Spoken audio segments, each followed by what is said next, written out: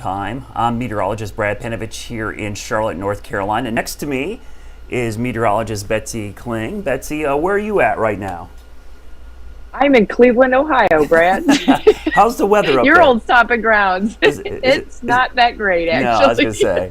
It's pretty cold. It was a miserable day down here. Not quite Cleveland cold, but it was pretty brutal. Yeah. We're going to co-host this stream, and this was originally supposed to happen back in August, and kept getting pushed back. Ian came in, all kinds of leaks. We had Hurricane Nicole. I'm thinking Dorian. I'm thinking back to Dorian, but Nicole delaying the Monday launch to tonight, and now we've had some issues tonight. I know you've been listening in on the NASA feed. What did you hear right before we came on? Because it sounds like there's going to be a delay, but we don't know the exact time, right? Yeah, so we're currently in a planned 30-minute hold at T-minus 10 minutes. So everything to this point is completely on track. There have been a few little glitches along the way. There was a slight leak, a small hydrogen leak on the mobile launcher side of the hydrogen replenish lines earlier. They sent in the red crew. This is incredible. There are 3 people who went inside the quote blast zone, and they went in and they tightened down some bolts that were holding this valve together, and they believe they got that all fixed. So that was really stunning to actually see and think about these people walking, and you could literally watch them walk onto the launch pad, and like the rocket engines are right next to them 20 feet away, and this is a fully fueled rocket at this point, and they're going in and just no hard hats. They're just basically going in, tightening the bolts, and then getting out. So that was kind of problem one. That was fixed within 20 minutes. They left the launch pad back, and apparently there was some applause as they walked into the room there in the firing room 1 at Kennedy Space Center. Now we are waiting on finding out what the possible delay could be from a problem with the range. So the range is basically the safety group that monitors anything leaving the ground from this area. And they're the ones that are in charge of the flight termination system. And so we've heard about the range quite a bit throughout this entire process. What ended up happening tonight is the range lost communication with one of their radars. So they obviously have equipment to track the rockets as they leave the ground, go out to space. They have multiple ways of doing that. One of the, from what I can garner, is one of the more important radars that they use. They call just an Ascent, but is apparently critical enough that they called over to Charlie Blackwell Thompson, the flight director at Kennedy Space Center for this mission, and told her we are right now red. So if we were in the window currently, that would be a no-go. But they were starting to work on a fix, and what they nailed it down to be was a switch, an Ethernet port switch, that they needed to change out. So apparently that change has been made. The hardware change has been made. Now they have to go through configuration and checks to make sure that thing is working properly. And we'll kind of wait and see what the determination is on any delay possibilities from that. But as of right now, Brad, we are still at T-minus 10 and holding. Yeah, I don't know if you guys could bring up my computer real quickly, because I have a launch path here, and it actually shows the range. And as you were mentioned, Betsy, one of the radars is actually in Bermuda, because it actually tracks basically from the ground up into orbit. Space Force is actually responsible for this. So it's a pretty big range. It goes well off the east coast of Florida all the way out to Bermuda. So it's a pretty big area. And that one radar, basically they can't track the rocket once it goes downrange. So I remember when the GOES launch was down there, we had a similar issue with a recreational boater getting east of Florida there out in the range, which wasn't supposed to be there. The Coast Guard chased them off. So these small things, I mean, this is actually a minor thing compared to the leak. So it'll be interesting to see how much of a delay it is. We should mention that the window's 2 hours. So it goes from 1:04 a.m. to 3:04. So we probably know we're not going to launch at 1:04 unless there's like a minor miracle, but we don't know yet how far into that window we're going to go. Well, and I think it's important to point out why these windows are what they are, right? So you're thinking, why is this thing launching at 1:04 a.m. and why is it a 2-hour window? Well, interestingly enough, you can only imagine the number of calculations that have to go into play to put this rocket into perfect orbit, to get it into the perfect place, to hit an engine at the perfect time, to start it on its way to the moon and get in the perfect orbit around the moon and avoid all the debris that could be flying around. They call these cutouts in the actual launch window. There are little time frames that are cut out that they can't launch during a certain time frame in case they hit something like a satellite or some kind of debris. But beyond that, they are planning on when this rocket or when the space capsule, when the Orion space capsule will be splashing down. They are timing all the way to the moment of splashdown. That's how precise this is. They have to have Orion coming back during daylight for splashdown. So everything is calculated based off of that. As of right now, the latest that we've heard is a 26-day mission. It'll be one orbit around the moon. And you know, it's pretty incredible when you start to think about all of the parts that have to come together, not only before they fire those engines, but once the engines fire and after they go from there, how precision guided everything is, and the timing that is just incredible. Yeah, I know. I was thinking that back in August when we were looking at the different dates, and each date the mission length changed because of that. And this is actually one of the shorter mission lengths with the launch tonight. It's 20 and a half days, like you said, 26 days. I think if they launch on Saturday, the mission length is like 10 days longer.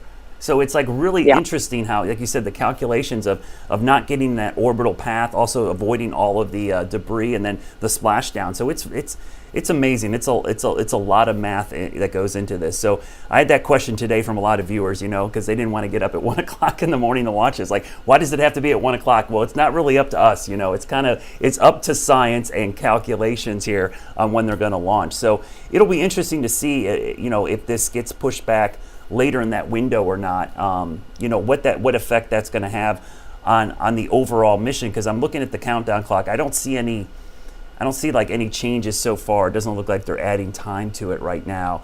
I think what's going to happen, we probably won't know till like 104, Betsy, don't you think? I would think that they're going to make a determination before the end of this hold. So this 30-minute hold at T10 would then come up at about 12:54. So I would think we would hear maybe quarter till.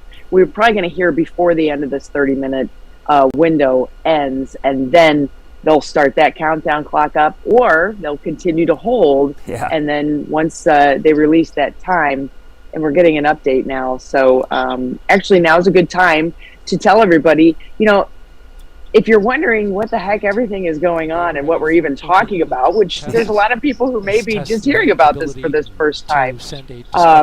Artemis is incredible. Oh, we have the update. Let's listen in. Off course and endanger the public.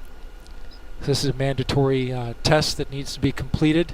Again, the range finishing the work on the replacement of their Ethernet switch that was rendered their radar acquisition and sending of the flight termination signal to the SLS rocket repaired. And so now they need to run an open loop test to confirm that they have good signal going into the rocket in case they need to send a flight termination signal. For the upper stage of the rocket, we are, well, let's talk about the whole rocket. Core stage and upper stage. We have the core stage in stable replenish, both hydrogen and oxygen. And in the upper stage, we're stable on the liquid oxygen side. We briefly paused fast fill on the upper stage, which is currently at 80% filled, in order to do a test of the vent valve on that liquid hydrogen tank. Fast fill has resumed, and currently we are in topping on the upper stage of liquid hydrogen. So that is just in. We are into topping on the upper stage of the liquid hydrogen tank, and we are awaiting the range testing their flight termination system with the launch team. This is Artemis Launch Control. All right. So that was Daryl Nail, who is just the GOAT for all the media people. Yeah. He's the one who kind of walks us through everything. He's a commentator for the communications team there with NASA. And he has just such a knack for explaining everything and what's going on. So what we find out is that the communications problem that the range was having was not necessarily a radar, meaning a tracking radar, but it is the signal that sends the flight termination to the rocket if something were to go wrong. Yeah, it's like the kill kind switch. Of a big deal. Yeah. I mean, yeah. that's pretty important. It's so fascinating to get this information, and it's just constantly coming in. But it does sound like they're still going through the fueling process, making sure everything's topped off and everything. So it sounds like they at least think maybe it's going to be an easy fix. Is working to catch up to what appears to be as we listen in real quickly, a slip into the launch window, which is currently 2 hours and goes until 3:04 a.m. Eastern time. Now we'll get a solid T0 once the launch team is able to determine how much work is left.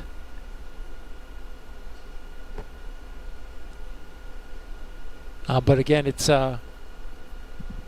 based on the math and where we are, it looks like we are slipping into the window. But again, that's not official. We don't have a new T0 as of right now. This is Artemis Launch Control. Yeah, so basically, we're going to probably go into the window. We just don't know how far yet. That's basically what they're saying. Exactly. And then you have to get into the cutouts. Like when do these little cutouts hit? Some of them are just a few seconds along. There are a few, according to launch director Charlie Blackwell Thompson, there are a few of these cutouts that are a couple minutes long. Yeah. So we're really going to have to thread the needle, so to speak, on that one. Going back to what we were saying before, this has been a really long project in the works. I mean, 20 plus years of parts of this thing coming together. The engines that are on this rocket flew on shuttles, so that kind of gives you a little context as to the time that all of this has really taken to get to this point in this rocket. But what is this rocket? What is this rocket going to be doing? And why do we have this unmanned launch? Well, this is just the beginning of a very, very impressive and incredible amount of work that is still to come from NASA. So I thought it would be pretty cool to start off with a little bit of Artemis 101. Artemis is the Greek goddess of the moon and twin sister to Apollo. And as the namesake for NASA's new deep space exploration program, it's a nod to where we're going and where we've been. That's one small step for man. And to all of us that gaze up at the moon, dreaming of the day humankind returns to the lunar surface, folks, we're here. We are going back. And that journey, our journey, begins with Artemis 1. Artemis 1, the first flight bringing together the most powerful rocket in the world with a new human space capsule and all the upgraded infrastructure back here on Earth to make it a success. NASA built this mission on a solid foundation of know-how, creating more power, more technology, and more capability to propel us farther from Earth than ever before. There are 4 objectives with this uncrewed first flight. Priority 1 is making sure the Orion space capsule returns safely, and it's no small feat. Orion will be coming in faster and hotter than any human-capable spacecraft before, reaching speeds of up to 25,000 miles per hour and temperatures of up to 5,000 degrees. Engineers will closely follow how Orion's heat shield performs. Its re-entry conditions are so extreme, no facility on Earth can recreate them. This will truly be a one-of-a-kind test. Next, retrieving the Orion capsule after splashdown. Nothing will give engineers better information for how Orion performed than the capsule itself. They will also retrieve the parachutes that slowed its descent through the atmosphere. Third, testing out all that new gear. From the launch pad to the rocket system's precision time separation, the capsule's navigation, and of course the return to Earth, every facet of hardware and software debuted in this new era of space exploration will be scrutinized. And of course, there's a lot of science packed in, even if people are not. And the experiments on board, from deploying mini satellites to how intense radiation will affect electronics and future astronauts, there's more than just rocket science happening here. On its 43-day journey, Artemis 1 will cover 1.3 million miles, equivalent to more than 50 trips around the world. And this is just the critical first step of several, with eyes set on a lunar outpost and beyond in the next decade. But our eyes are focused, not the immediate future, but out there. It's a future where NASA will land the first woman and the first person of color on the moon. And on these increasingly complex missions, astronauts will live and work in deep space and will develop the science and technology to send the first humans to Mars. It's hard to believe, isn't it? I mean, when they say, increasingly complex, they are meaning increasingly complex. These are incredible missions that they're talking about. NASA Administrator Bill Nelson, who you saw there in the piece, is such a perfect leader for this. Yeah. He was on the shuttle that launched just before Columbia launched. He was on that crew. They scrubbed 4 times on the launch pad while they were strapped into their seats. So you can imagine all the time and the pomp and circumstance to get out to the launch pad, get in the seats, get strapped in all the suits and everything, and get tied in, and then they just sit and wait. And 4 times they didn't get to launch. And then finally they did launch. And it was, a successful mission. The one right after that, that's when the big problems really started. And actually, I believe it was Challenger. It was right before Challenger, not Columbia. He was on that mission right before Challenger, which, interestingly enough, they just found another piece of that, we find out, not too long ago. So, it's all about getting it right. And that's why we've had these delays that we have been seeing already. Back in August, it was a major fueling snafu that they had a problem with. Then, first it was they thought they had an engine problem, but they didn't. Then a major fueling snafu. And so, here we are today. The fueling has gone phenomenally well today, even with the little leak that was not on the rocket side. It was on the mobile launcher side of the bottom of the rocket. And as we just heard Daryl say not too long ago, we're topping off and we're full, and now we wait, right? Yeah, I mean, I think, as the public at large, we've kind of been spoiled by how technology works, that they just want everything to work the first time. But I think you brought up a good point, Betsy, that these delays and these kind of safety precautions is actually the way it's supposed to work. NASA is testing these things. They don't want this to be something that is destroyed. There's a lot of science on there. There's a lot of money on this rocket.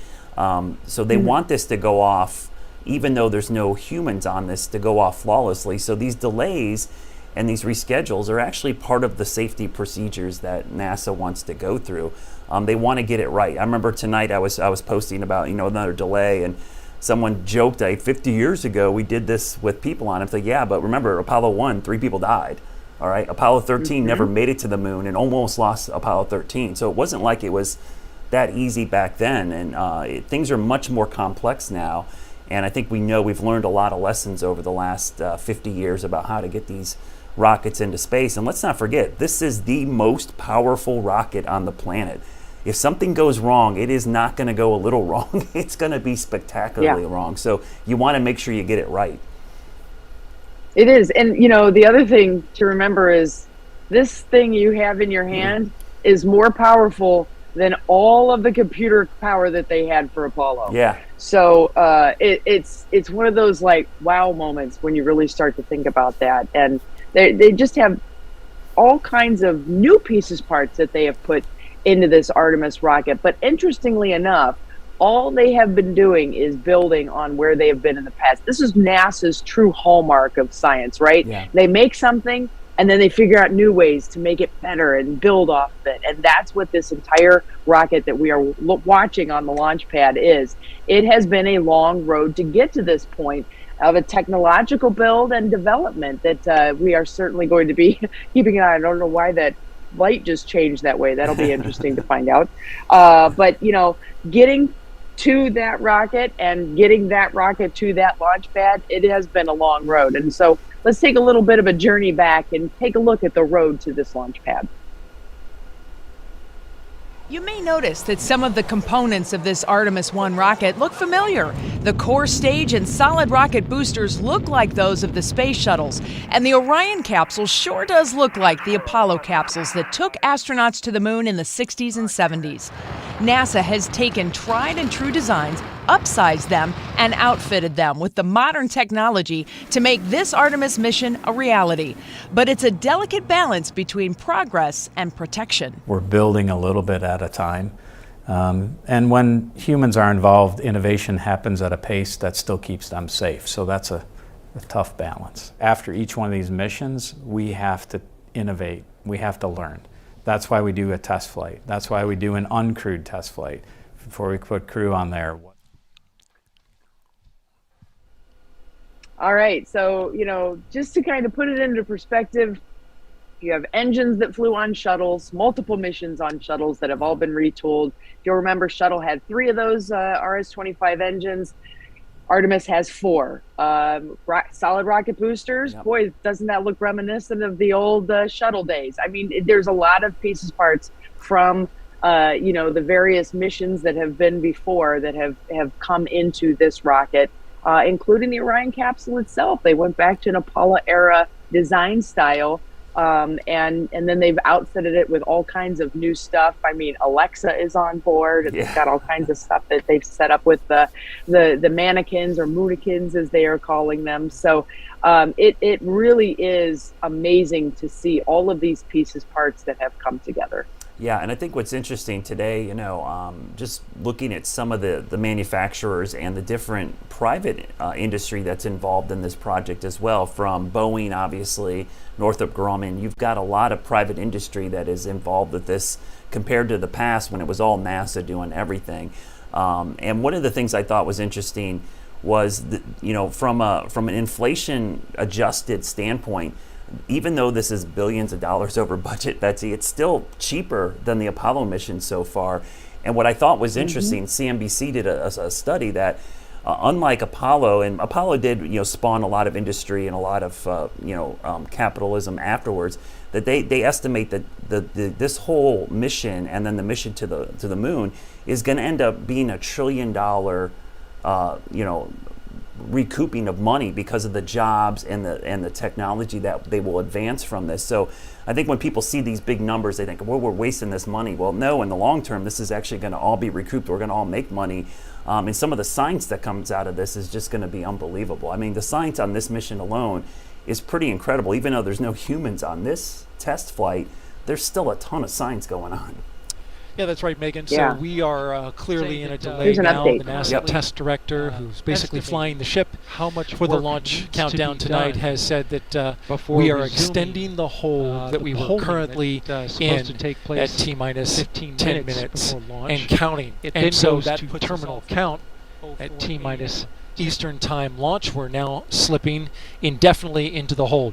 And NASA test director Carlos Monge saying that we are currently estimating how much work needs to be done before resuming the polling that is supposed to take place 15 minutes before launch. It then goes to terminal count at T-minus 10 minutes. Now we've got an update on the tanking of the upper stage liquid hydrogen tank. Currently 95% filled. We're in topping on that tank. It is the last of 4 tanks in the Space Launch System that needed to be completely fueled up before we launch. Of course, cryogenic tanking, a complex operation that has seen some delays tonight. We had a roughly hour delay after a replenish valve on the core stage liquid hydrogen side required hands-on work by a Red Crew team that went out to the launch pad and tightened down some bolts on the valve fixed before leaving the launch, and then launching, verifying that work was complete. Now currently we're awaiting some work with the range. The 45th Space Wing, which oversees the range here, and makes sure that the airspace and the ocean out over. The flight path is clear, and also has the responsibility to destruct the rocket should it go off track. They have been working on some issues with their equipment and sending a flight termination signal to the rocket. There is testing that must happen with the flight termination system that was delayed by a bad Ethernet switch. Switch has been changed out, and now the range is looking to start testing their connectivity to the rocket in order to preserve that safety function that they are responsible for. So again, we are slipping now indefinitely into the launch window. We're awaiting the launch team to evaluate just how much time is required to complete the work to get this rocket ready to launch. And of course, when we have a new T0 for you, we'll report that out right away. Megan, back to you. Wow. Indefinite doesn't sound too. promising. Well, no, actually, it's because they don't want to put any, estimates out there. So, this is all to do with that flight termination system, which we got really lucky. This is where Ian kind of gave NASA a bit of a bailout, because NASA's flight termination system batteries were coming to their end. Yeah. And it requires a rollback to the VAB to replace those, to recharge everything. And it's not exactly a very simple process. So we had the delay, the scrubs that kind of had stacked things up, and we pressed the limit on those flight termination batteries. Then you throw a hurricane into it, and they were like, all right, well, we're just going to roll it back. And it gave them an opportunity to do a whole bunch of things. Number one, they got to replace those valves that they were having problems with and test those. They got to change out or charge up those flight termination batteries. They also got to recharge some of the CubeSats, the payloads that are inside that rocket. So there's basically, I think it's 12 or 14 shoebox-sized satellites with a whole bunch of different experiments or demonstrations that are kind of tucked into a collar that attaches the upper stage of the rocket to the core stage. And once everything starts to separate, then, those little shoebox-sized CubeSats get shot off into space to go live their merry life and do their thing. And some of those have obviously had some issues because of this long wait, and they were able to get some of those recharged too. So it worked out fairly well. The real big problem that they're facing now is not just this flight termination system. Now they can't, we've got the batteries replaced. Now there's this faulty switch and whatnot. So that's all going to get worked out. We're also up against the end of the quote, let's just say called the expiration date for the solid rocket boosters. Yeah. That's coming up in December. And it's like mid-December, I think it is, 12th or 15th, I think. And it's basically, those solid rocket boosters in their configuration that they're in right now, they're stacked with that fuel. And at, the end date, that expiration date, they're supposed to be taken apart or at least switched out and redone. So there's a lot that's obviously riding on this thing, not just the testing and, the future of the entire Artemis program, but there's so much technology that's packed in here. Let me go back to those CubeSats for just a moment. There's a whole bunch of different demonstrations that are taking place and scientific experiments that are going out. I had a chance to talk to the CEO of one of the groups that have a CubeSat on this amazing rocket, Team Miles, and their demonstration is definitely something that just kind of makes you go, wow. Team Miles, a volunteer group led by Wes Failer, hopes to prove that everyday civilians have the right stuff. We ourselves had a wacky idea for a plasma thruster, a new kind of rocket motor for a satellite. Failer is describing his team's CubeSat, a satellite the size of 2 loaves of bread that may be low cost but offers enormous potential to push science forward. The business end is these couple little holes here. It's a little pink jet comes out of those and pushes the thing along. And we put 12 of them on the spacecraft. And when you spread them along the length of the craft and give them a little tilt, then you can light up pairs of them and you can turn the craft. A new plasma thruster isn't the only tech test Team Miles will be trying. It's going to run actually some high school and college STEM experiments in deep space weather.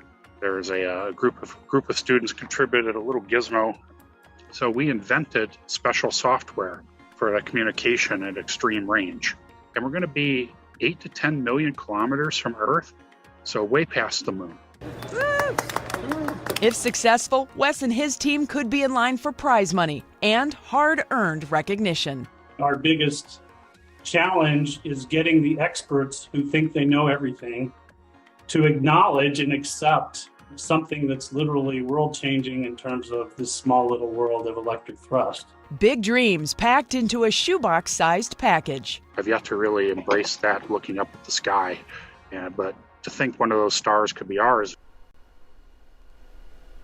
Isn't that incredible? A That is credit amazing. card sized electric thruster, and it's running on extremely low power. Yeah. And it's just enough to get things to move around. I mean, in space, you play by different rules of physics than we do here on Earth. And so it's just really cool that they have that ability. Yeah, I'm just looking, as we were running that story, I'm looking at, some of the updates from NASA.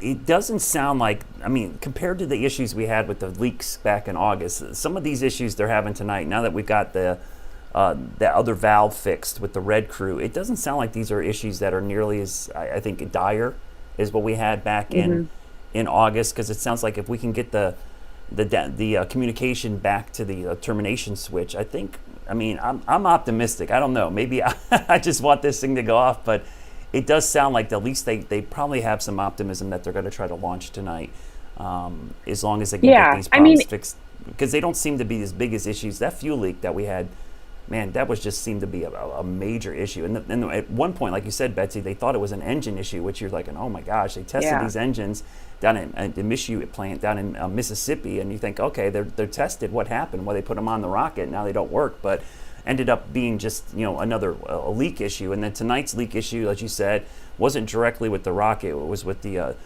trying to replenish the overflow from the mobile pad. And now this communication issue, just an Ethernet switch, which seems like a simple thing. Anybody who's had internet connectivity issues at home, you know how that goes. Sometimes an Ethernet switch goes bad, but now they got to test the connection to make sure, because the termination signal is pretty key, because as they track this, if something bad, that basically they need an abort signal to be able to get to the rocket so they can self-destruct or guide it away from land. So that seems like a pretty, not being down there, seems like an easier fix than what we had back in August. Yeah, if you think about like reconnecting to your phone to the network, right? Yeah. Do a restart, see what happens. That's truly what's happening. When you replace hardware on a computer system, you have to do a restart. Yep. These are some pretty sophisticated systems. They have to restart. And then there's a process that they're going to have to go through to make sure all of the, communications are happening. The proper channels are all being made. And then, they have all kinds of safety failures and all different things that they have to make sure it'll flag when it needs to flag. And so, they know what they're doing. And when they said 70 minutes to replace an Ethernet switch, my first thought was, well, dang, that must be some really fancy hardware. Yeah. But unfortunately, I did not start to think about the software implications of that and how they're going to have to do the restarts on all that stuff. So we wait and we watch. We're going to be patient, because that's what we have, right? And we're still within the window, even with that 70 to 90 minute time that we kind of were ballparked with on that possibility of a hold. So it's funny, people are immediately naysayers and poo-pooing the possibility of it going off. There's a reason there's a 2-hour window, and anywhere in that 2-hour window it can launch, even if it's up to the last 30 seconds. Yeah. And they can stop this at any time until the solid rocket boosters fire.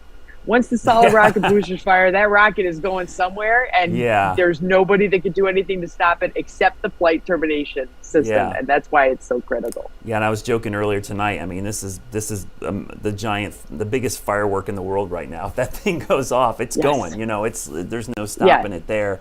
So getting everything under control tonight, getting all these little gremlins worked out is part of the process. But it does feel like, compared to August, it felt like every time they would come on and say, hey, we've got this issue. It always seemed like it was something bigger than they were letting on. Tonight, these seem like more minor things. It doesn't seem like I said, like there's something bigger issue going on, because these are what you typically used to see with the shuttle launches. You'd see these minor setbacks during the launch window. Yeah, we got to, there's some icing, or we're waiting for this, and it would go off sometime within the launch window. Back in August, you just got the feeling as watching that first window, like, yeah, there's something bigger going on here. I don't think it's going off tonight. Tonight feels different to me for some reason. Yeah, so they did a series of wet dresses, which is where they fuel the rocket. Or at least they attempt to, right? Yeah. And that's what happened. We never got to fully fill the rocket. And so those wet dresses weren't exactly, they did get it, but it never was kind of in that live test. Yeah. And so when we get to launch attempt number 1, and we got to where they did the engine kick bleed, engine kick bleed starts, one of those word configurations, which is basically where they start cooling the engines so that they don't crack when they fire the engines. Yep. That was a faulty sensor. So they ended up not having a problem with the engines. Yeah. When you start talking about liquid hydrogen leaks, that's a really big deal. Yeah. Especially when you're saying, this is a pressurized line. So there's a little bit of a cool physics trick that NASA is doing every time they fill this rocket. You're using liquid oxygen and liquid hydrogen. Hydrogen is the smallest molecule. It's the lightest, and it can get through the tiniest of fissures and cracks. Yeah. So they have to be very cognizant of good seals and just make sure everything is perfect on that. Well, obviously, if we have a big leak, it's not perfect. So we knew we had an issue with that. Liquid hydrogen is pumped into this rocket, and the liquid oxygen is also pumped in. Liquid oxygen is thicker, and it takes longer to load. Even though there's less of it in the rocket, it takes a longer load time. So they're trying to kind of keep that rocket in balance as they're doing this loading simultaneously. So that's why it kind of takes so long. When we had the problems with the pressurization of the liquid hydrogen fuel line on the second go, which is when they basically blew the seal, and they had to go out and replace gaskets and whatnot, which they were able to do at the pad. Then they were able to do a full tanking after that. So that was when they really got to do that big wet dress, got everything fueled up. They found out everything worked. The problem was that they initially, like I said, they blew that gasket. And the rocket was partially filled with hydrogen. Well, the same line that fills the rocket is the line that is used to drain the rocket. So then they had, hydrogen sitting in the rocket. They couldn't get it out. And there were just all kinds of little issues. They had to wait for all that to boil off, and then they could finally get started again. So it's really a tedious process, and there's all these holds and checks and balances and all these various things that they have to make sure all of the T's are crossed and all of the I's are dotted. They will not light those engines until that is what it is. We get an update now. Was studying. Oh, this is a good and sign. That's the possible liberation, as they say, of some RTV, room temperature vulcanization, essentially caulk that is around the Orion, between Orion and panels that come off to reveal the solar panels for the Orion and European service module. The problem is essentially this: the caulk has a sensor in it, and it through camera inspections of the rocket, they have been able to determine that it is loose and could potentially come off. This is the same issue that was brought before a mission management team, which evaluates additional risks to the rocket, just a day ago. This happened after Hurricane Nicole passed through and delaminated some of the caulk around the bottom of Orion that connects to those panels. The team has determined that this caulk that encompasses this sensor on Orion is likely to come off after launch. And so the engineering team went and did a full analysis on what that debris trajectory could be once it comes off. And they evaluated that it falls within the same amount of risk that was evaluated by the mission management team a day ago. And so with no additional risk, that constraint has been removed. The engineers going on further to say that the RTV, as was discussed a day ago, is a loose and pliable material that is unlikely to cause a higher risk due to damage. They say it's likely to hit the LVSA, which is the adapter, the cone-shaped adapter that meets Orion and comes down, and the ICPS, and then comes down to the core stage. It is a rigid structure that would be able to withstand the impact of that RTV. So that constraint was just removed after discussion between engineers and the NASA test director, launch director, and mission management chair Mike Serafin. And so now we continue on. We are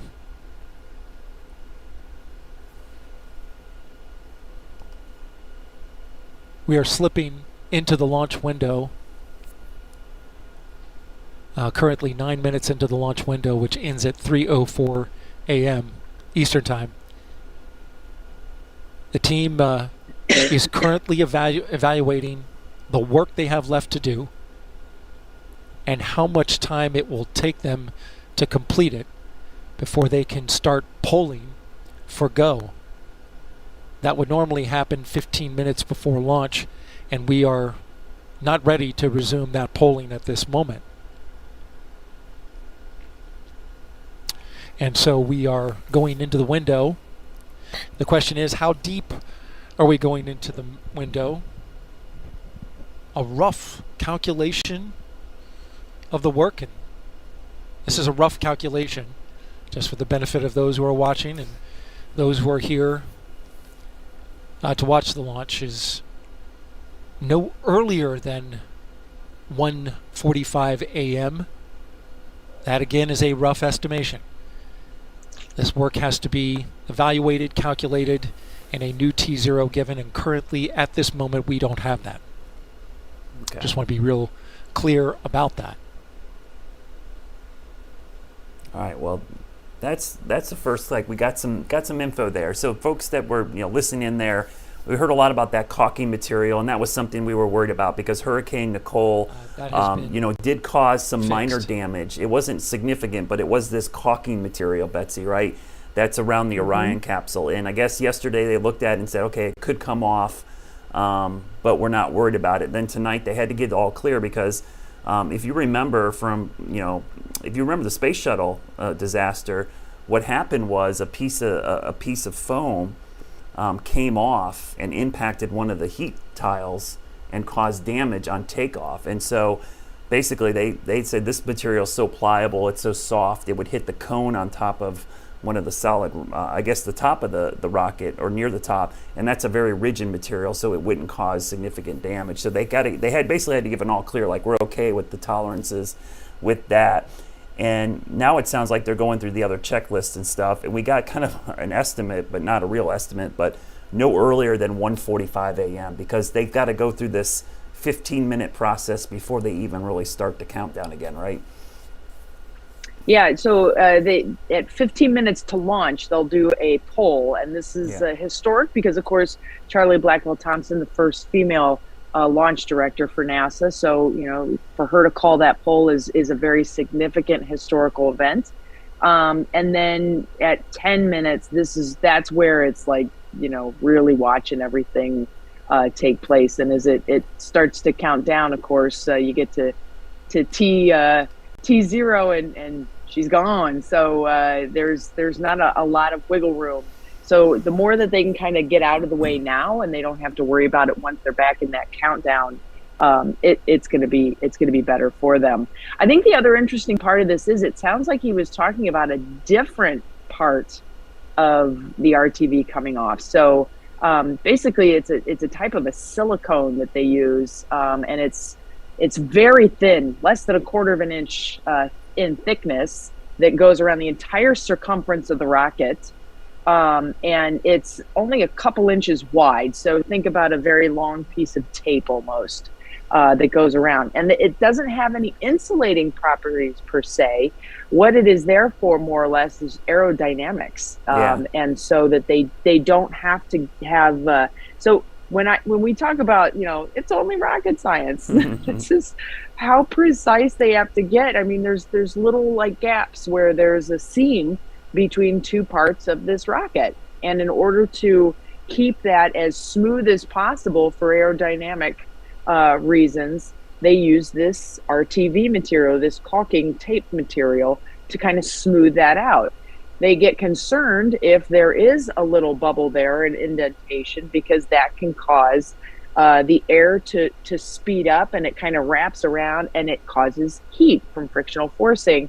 And heat on the outside of the rocket, it's already going to be having a lot of heat going on. So anything that they can do to mitigate additional heat is a good thing, and especially at a critical point in the rocket, like your Orion capsule sitting there. Yeah, and it sounds like it's also protecting a sensor there for the solar array, and so that was the other concern.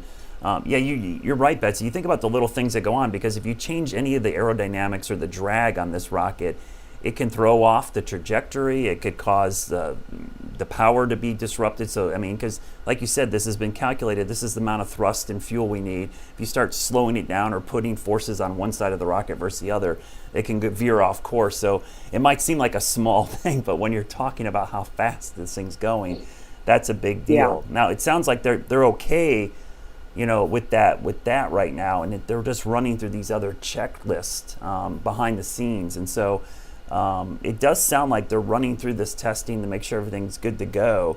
The fueling's still going on, as you mentioned. I think if there was a major issue, they wouldn't be continuously fueling the rocket, or they are basically preparing to launch this, it sounds like to me.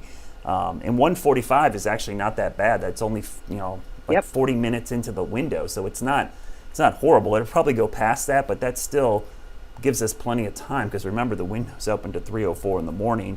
And as you mentioned earlier, I mean, that they will launch at the very last minute if they have to. They'll get to the point where they can't launch, but they'll use every available minute of this launch window if they have to. Yep, and it's just a matter of waiting it out, and they're going to be very patient in doing so. So we're the ones that are impatient. Yeah. I know they're excited to make this happen, but we're just. It's hard to be patient when you just don't know everything. And the people in the room, they're in the room where it happened. A little Hamilton side job there. But, they're the ones who are ultimately going to be making this decision and bearing the responsibility of that decision should something happen. So I too would probably sit back a little bit and be like, I'm okay if we just kind of wait and see how this one's going to go, and make sure it's all good. It's amazing. One of the coolest things about pre-launch is I love when they go through the go checklist and everybody has to say, ready to go, go. And you realize any one of those people could basically shut the thing down if they wanted to, because if there's one. So think about having you joke you have a lot of middle management or bosses. Think about having hundreds of bosses, and they all have to get okay for this thing to happen. And so one of them can basically shut the thing down. And so there's just a lot of people. And like you said, nobody wants to be the one that's responsible for something going wrong. So if I'm in charge of this one thing, I'm making sure it's 100% right before we launch this thing. Absolutely. I do want to go back to what we started to talk about earlier, which is the technology that comes out of this. It's fascinating to me that people think that the only thing NASA does is make rockets and launch those rockets. There's so much R&D, research and development, and innovation and invention that goes into every single part of these rockets. And so it's a whole section of NASA called spin-offs. They actually track exactly how all of their innovation and all of their invention gets sold to small businesses and the greater public, and how it is being used. So take a look here. This is an interesting little bit of information for everybody about just a few of the more notable spin-offs that you may recognize. With a vision to explore the secrets of the universe for the benefit of all, NASA's #1 mission isn't to get men and women back to the moon and onto Mars. Their mission statement is to explore the unknown in air and space, innovate for the benefit of humanity, and inspire the world through discovery. And with their discovery comes an abundance of benefits for all of us. Aside from fun, freeze-dried foods, satellite TV, and the GPS that keeps you going in the right direction, and COVID-battling air purifiers, LED lighting, exercise equipment, and insulation for every kind of application and environment, you can definitely say NASA technology is a part of your everyday life. As a matter of fact, you may have NASA innovation in the palm of your hand right now. From the circuitry inside to the network that carries the signal, cell phones are what they are today because of technology developed by NASA. And the technology that gave us this picture of Buzz Aldrin standing on the moon, or the stunning images of nebula in distant galaxies, or our first looks at the surface of Mars, it's the same technology in your cell phone that you use to take a selfie. But you have so much more space in your life than you realize. If there's one thing we all appreciate, it's being comfortable. And many are, thanks to NASA's development of temper foam to improve comfort and crash survivability for passenger jets and space shuttles. When NASA made the formula available to the public, 2 Scandinavian countries merged to become Tempur-Pedic. Memory foam is used in everything from bedding and furniture to shoes, clothes, even earplugs. In an effort to keep astronauts comfortable in the extremes of space, NASA looked to phase change materials known as PCMs that would absorb and release heat inside a spacesuit. The microcapsule PCMs ended up not being the right fit for astronauts, but have found their way into athletic wear, sleeping bags, and underwear, and it's become a lifesaver for low birth weight infants around the world. The same microelectronics developed for vibration control during stress testing of space hardware during launch and re-entry came in handy when it came time to develop digital controls for tankless water heaters. The coding for those microcontrollers is similar to commands developed for shuttle missions and allows for the water to be at the right temperature without using excessive energy. NASA innovation has led to medical breakthroughs for imaging, sutures, and biometric analysis. Yep, that wellness monitor on your wrist is a commercial usage of NASA tech. The list is seemingly endless, but the innovation and invention will never stop. So who knows where NASA will take us or how they will help us in the future. I just thought that was so cool. The I'm all about circuitry on the a space Tempur-Pedic shuttle bed, is Betsy. running your water heater. Yeah. No, I'm like, the Tempur-Pedic bed, that's a lifesaver. So that's worth the mission alone right there. Exactly. And I mean, think about all the other uses, the material in wicking, sportswear and whatnot. It's truly amazing. All of the ways that NASA is truly a part of everyday life. Yeah, and the thing is, a lot of the experiments you said that are going on and that will happen on the moon, they're just easier to do in weightlessness because it's like science experiments. You want to take away some of the variables, and if you can take away gravity, it lets you test things much easier than you can on Earth. So, a lot of these testing that goes on up there is going to end up being huge innovations for us, and you're just seeing some innovations in this rocket alone. It's going to be amazing to me to watch us go back to the moon with modern technology. If you think about our parents growing up during the space race to the moon with the Russians, and everyone's sitting around a TV and watching that signal come back. Now we're all going to be sitting there watching on our phones in almost like HD. Yeah. It's going to be crazy. It's going to be such a juxtaposition. And one of the cool things about tonight, I think it was 50 years to the date Apollo 17 went through their wet dressing, the same exact day. 50 years ago to the date. It's pretty stunning that it's been 50 years and we're going back. I just, it's for me and you, and I know a lot of people out there watching that are up late. It's really exciting because this is a cool thing. I mean, this is something that I think everyone can get excited for. And I told my kids all the time, your guys are going to be growing up when we're going to Mars, and you guys, this is going to be your space race. And so for us getting back to the moon is that first step. And I think that's the next thing that we got to look forward to. That we could go to another planet because of this mission. It's going to be incredible. Well, and here's the thing, you know, you just don't know how this rocket leaving Earth will impact kids and what they're going to be doing in the future. And it's so easy to focus on the rocket and lose focus on the people who are such a part of this. They're really the heart and soul that's building this mission and making it all happen. And one of the people that is really critical to this whole thing is actually from here in Cleveland. His name is Jim Free. We saw him in one of the stories just a few minutes ago. He's the Associate Administrator for Exploration Systems Development. Let me say it again. Associate Administrator for Exploration Systems Development. Basically, he is the one that is overseeing all of the development of all of the pieces parts for this entire mission and for all space exploration. So it's truly like he's like a number 2 in NASA. Wow. And so it's so amazing to get to know these people because they truly are human beings and they all have a story as to why they're doing what they're doing. I had a chance to sit down with Jim Free for an exclusive one-on-one interview. I'm going to share that with you now. I'm Jim Free. I'm the Exploration Systems Development Mission Director at Associate Administrator. This is a long title. Long but fitting, considering Jim Free oversees systems development for every facet of the Artemis program. It's a big job and one he has worked toward for a very long time. We lived on the flight path to Cleveland Hopkins, and I could watch planes land every day and read about the shuttle. Born and raised in Cam's Corners on Cleveland's west side, Free's passion for space and flight stayed with him through 4 years at St. Ignatius High School and on to Ohio's Miami University. But his pursuit of an aeronautical degree wasn't always easy. Is this where we can talk about you getting a D in your first physics class in college? No, I prefer not to talk about that. Yeah, it's...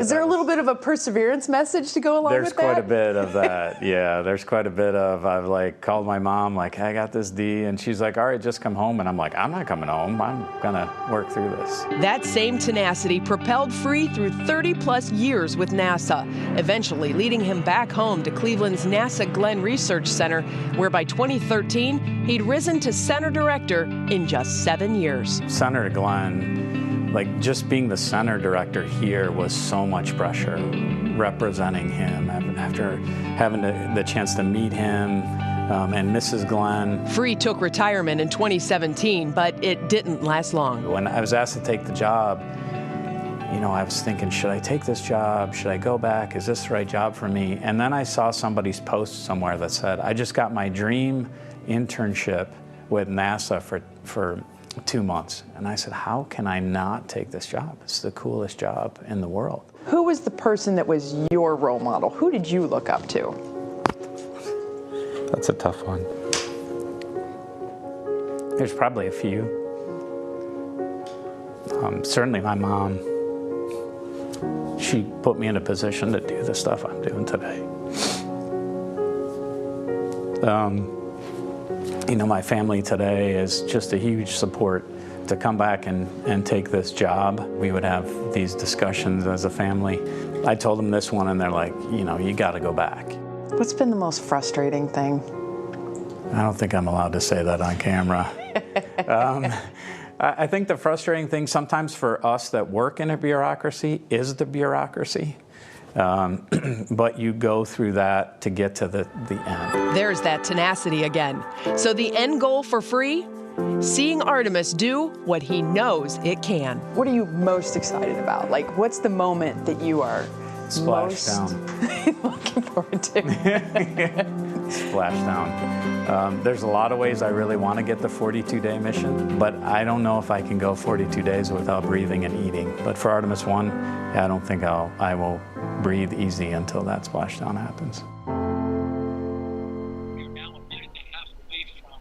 So cool to get to talk to him. We have a huge update coming out of Firing Room 1 right now. We have a new T0 sometime possibly between 1:45 and 2 minutes. The polling is expected to start up here very soon. So we'll definitely want to listen in on that. Picture of our T0.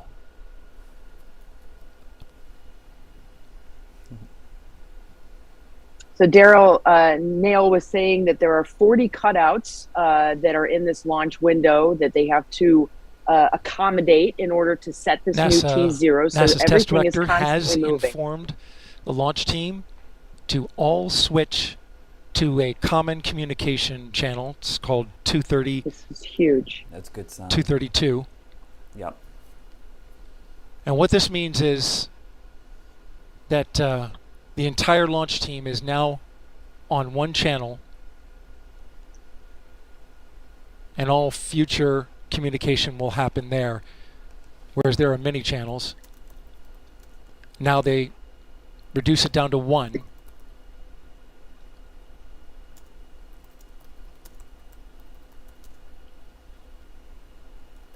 Just heard from NASA Test Director Carlos Monge. I'm sorry, Jeff Spaulding. Jeff Spaulding's on. They swapped out. There are currently no constraints to launch. Wow. Great news. Yes. There it is. Again, All right. no constraints to launch. And they're getting ready to pick up with a poll to determine readiness for launch.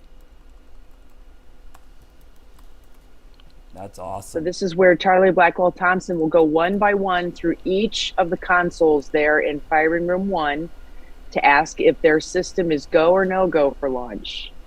And this is the first time this will be done by a woman. So it's very exciting.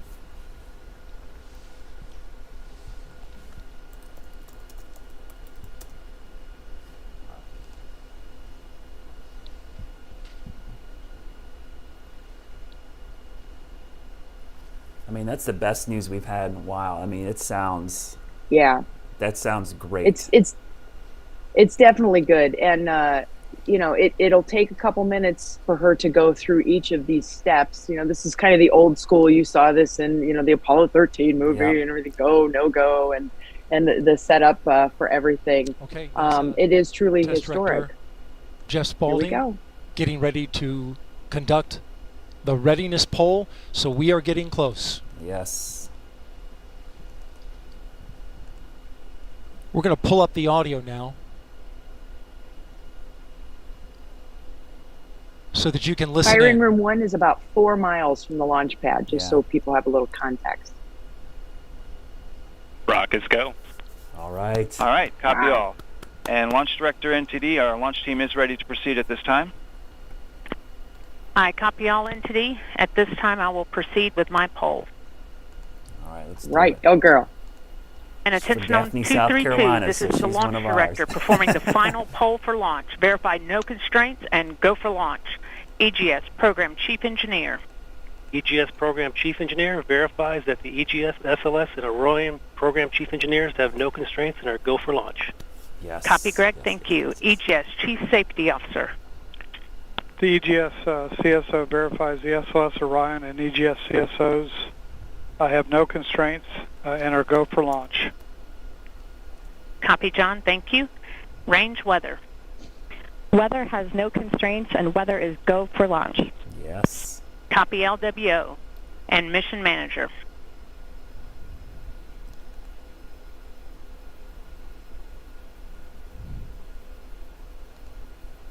Come on. And mission manager, launch director. Launch Director, Mission Manager on 232. The mission management team has been polled. You have a go to proceed with terminal count and launch of Artemis 1. That's Mike Serafin. I copy all. Thank you. And NTD, launch director. Go ahead, Launch Director. Yes, sir. On behalf of all the men and women across our great nation who have worked to bring this hardware together to make this day possible, and for the Artemis generation, this is for you. At this time, I give you a go to resume count and launch Artemis 1. Yes. Copy, Launch Director, and thank you. All right, we do have a couple of steps to configure, and then we will be ready to resume the clock. CVSE, NTD. CVSC here. Initiate recording of Orion cameras at this time. In work. NTD. RSR here. Perform the booster ignition SNA arm rotation enable. NDT, RSR, booster ignition SNA arm and rotation enable is complete. And I copy. Thank you. Okay, so there you heard the poll from Launch All right, Director. and all personnel, we are going to resume the clock here momentarily. I'll feel better when I see the clock ticking down. Getting ready to get that new T0 time. It's coming. They're just making sure those cutouts are all accounted for. Yeah. And you know, it is very specific. Was the NASA test director's poll. And all right, and we have verified no cutouts at this time. And all personnel, we are going to resume the clock. There it is. GLS, you can resume the clock on your mark. GLS copies. Countdown clock will resume on my mark. 3, 2, 1, mark. GLS mainline has been initiated. Okay. T-minus 10 minutes and counting. We are T-minus 10 minutes away from liftoff of Artemis 1. As you can see, the clock is now moving. Let's put that up. T-minus 9 minutes and 47 seconds. The L-minus 15 poll complete. Show 06:47:44 is the new liftoff time. Affirm. Okay.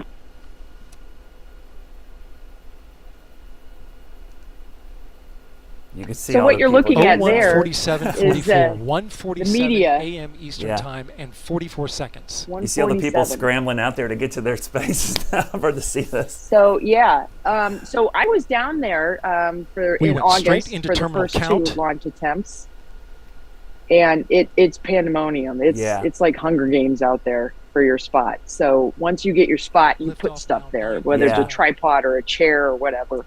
And so everybody's kind of getting all their cameras powered up because you have to conserve battery, right? Yep. So you're trying to kind of play this game. Yeah, I assume a lot of the photographers were doing that. They had to go back and recharge because they probably were out there for so long getting ready, you know. Yeah. Everybody sits and waits in their cars because there's only the international media is supposed to be in the media center because obviously they're from out of town. Yeah.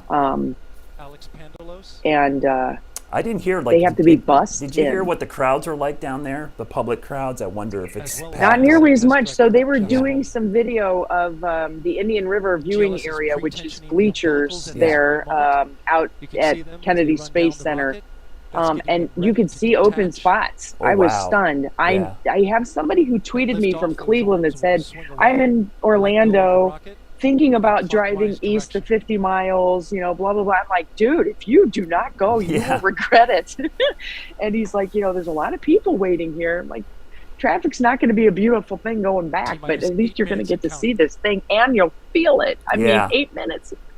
So let me just put this into context for people. When I was down there the first time, a SpaceX rocket launched with 2 satellites in it.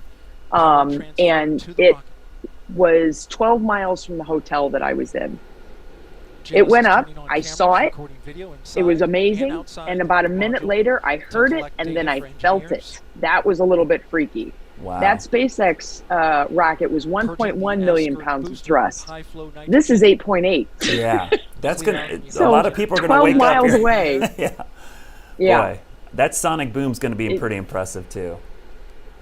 Yeah, and you know, they had a sonic boom earlier over the weekend with the nobody knows exactly where it came from. May have been a Space Force test plane coming back. That was the little craft that was up there for 938 days, and it's a secret mission. Yes. Nobody really knows. Yes, nobody knows, but it magically came back down and fired off a huge sonic boom that shook Orlando. Yeah. So that was very interesting. Okay, let's see what Daryl's saying here. Ignition and thunderous sound, it could damage the rocket. So the ignition overpressure and sound suppression system will flood the mobile launcher with water. You'll see that sequence start at 400,000 gallons 17 in 20 seconds. It's incredible. Now coming up in so you less can than hear 30 Daryl's seconds, voice getting a ground little more launch excited. sequencer will start bringing the high energy systems online, starting with core stage pressurization. You see a lot of venting going on here because they're going to keep pumping in fuel, so it's going to be spraying. All the excess is going to be venting off here. Yeah, it's boiling because it's so cold that liquid oxygen and liquid hydrogen sits in there and just boils. And they're constantly in that replenish mode, so they have to keep that perfect balance right at 100%. Yes, this is good. The core stage tank is now pressurizing to flight levels. That's good. That's a great sign. They were able to do replenish this valve to before the liquid the hydrogen rollback, tank now closing. for Ian. The liquid oxygen tank will come a little later. Now we're arming the Orion Ascent pyros and transfer to internal power. All right, that's big. It's internal power now. The launch abort system, or LAS jettison motor, is now armed. On this flight, the abort motor is inactive because there is no crew on board. Up next is the flight termination system, or FTS, which gives the Space Force the ability to destruct the rocket if it goes in the wrong direction. Let's listen in for that.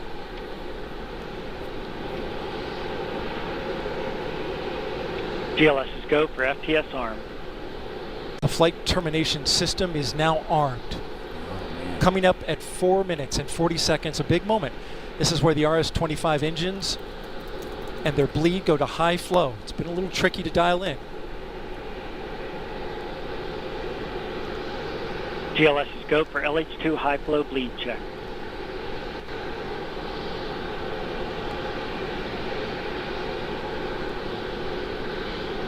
Good word, we've passed that. The cryo team got the LH2 engine bleed pressure loop dialed in. They are now at the right temperature for launch. Countdown continues. All right. T-minus 4 minutes, 15 seconds. This is good. Up next, GLS fires up the KPUs. Those are high-speed turbines which provide pressure to hydraulic pumps that steer the RS-25s. Stands for Core Stage Auxiliary Power Unit Start. GLS is go for core stage APU start. That now leads to the thrust vector control test at T-minus 2 minutes and 30 seconds. That can proceed now, and we will see the engines gimbal at the bottom of the core stage. Yeah. It's really cool. They all four move independently or together.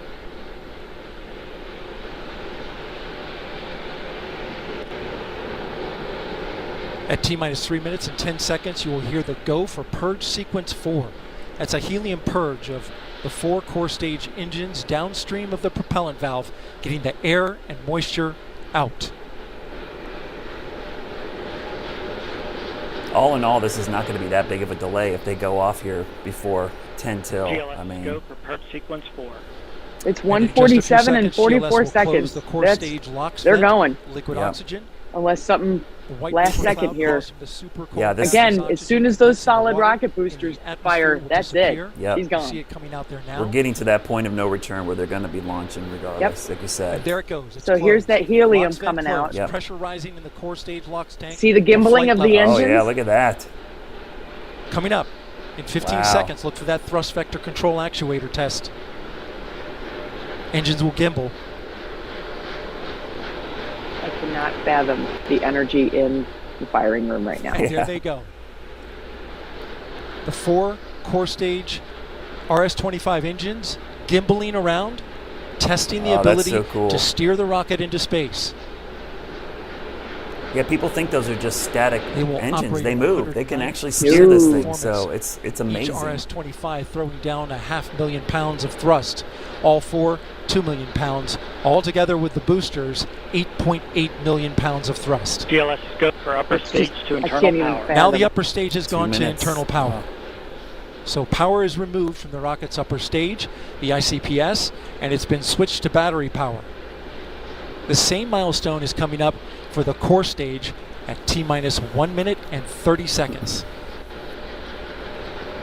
So all of the arms that are holding the rocket right now will retract once Yep. those solid rocket boosters fire. That everything will be off of it, and it's moving. So GLS it's a real go for core tedious stage to internal power. time. The rocket's core stage, which houses the 3 flight computers, is now on battery power. So there is no more hold Wow. time available because there's no more margin on the batteries. So if we have a hold, we'd have to recycle back We're to done. T-minus 10 minutes and recharge those batteries. Oh. The count continues. A note now, shortly after liftoff, 1 minute. 1 minute. Shortly after liftoff, Oh my Mission God. Control Houston will take control of the rocket, and my colleague, Leah Cheshire, will take over commentary. T-minus 50 seconds and counting. Coming up at T-minus 33 seconds, the GLS will hand off control to the ALS. This is the autonomous launch sequencer. On board the rocket, it will take over command and control of the rocket. But the ALS will check, make sure there's no holds coming from the ground up until T-minus 2 seconds. GLS, go for ALS. And we are go for ALS. The Space Launch System is now counting down to liftoff of Orion on its maiden voyage to the moon. Launch team can no longer recycle the count. Sound suppressor water now flowing 15. under the ML. And here we go. Again, 10. hydrogen sparks to burn off. 7. 400,000 gallons 5, of water. Four-stage Oh my engine God, start. guys. 3, 2, 1. Boosters in ignition. And liftoff of Artemis 1. We rise together back to the moon and beyond.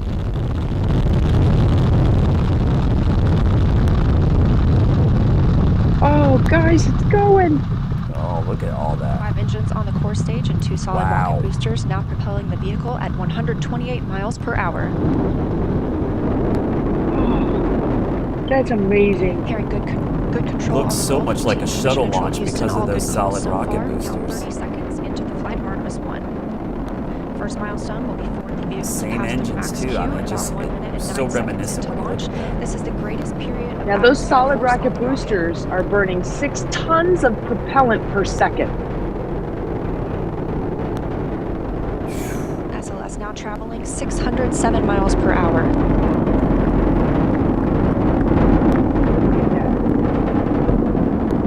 You're looking at 8.8 million pounds of maximum thrust. Quiet here in the loops in mission control. The 4 core stage engines are throttling down ahead of passing through max Q. Max Q is the highest forcing on the vehicle itself. Now 1 minute, 21 seconds into the flight, traveling at 1,420 miles per hour. The 4 core stage engines are back at maximum thrust. Just spectacular. The next major milestone will be for the solid rocket boosters to cut off and jettison at about 2 minutes and 11 seconds into the flight, so about 30 seconds from now. Again, quiet here in Mission Control Houston as teams continue monitoring the flight of Artemis 1. We're now 16 miles downrange from the launch pad at Kennedy Space Center, traveling over 2,800 miles per hour. That's incredible. Standing by for solid rocket booster jettison and shortly thereafter.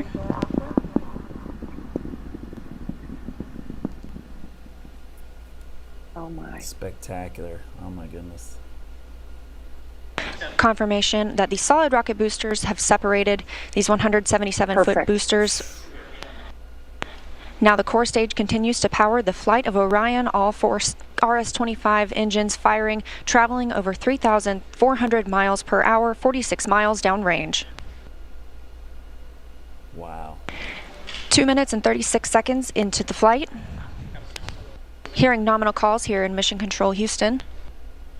We've still got 4 good engines on the core stage. Next up, we'll be looking for the service module fairing to separate. This is 3 15 by 15 foot fairing panels, providing structural support, protecting the service module. Those will separate at about 3 minutes and 11 seconds into flight, and very shortly thereafter will be followed by the launch abort system separation. The launch abort system is just over 3 minutes into the flight of very Artemis narrow cone at the top. 60 miles per hour, 83 miles downrange. We just had confirmation that the service module fairing has separated. Wow. There, look at the camera. Wow. And that the launch abort system pyros have fired, separating those from Orion as well. For future crew members,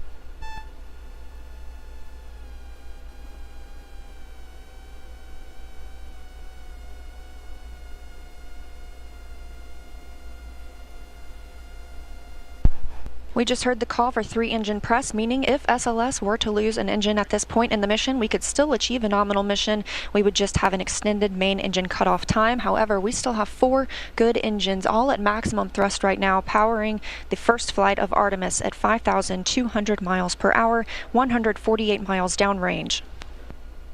Absolutely incredible. Well, for everybody who was doubting that it was going to happen, there you go. No doubt. You know, We're 4 minutes and Not 16 only did it seconds into the happen, flight of Artemis 1. It's a beauty. Yeah. So far, we've had a clean ascent. Just we saw those amazing solid to rocket watch boosters that. I mean, jettison that's about 2 minutes and 11 seconds. You see some of the after Falcon liftoff. 9 Shortly SpaceX after, launches. we had the Those look surface puny module compared to panels, what just went off. I mean, separate. that was massive. Exactly. 1.1 million pounds of thrust versus this. This is 8.8. I mean, you know, just stunning. I wish it was during the day so we could have seen the plume, but at night it was just as spectacular. Now traveling over 6,800 miles per hour, 229 miles downrange. Booster flight controller reports that the engines are looking good.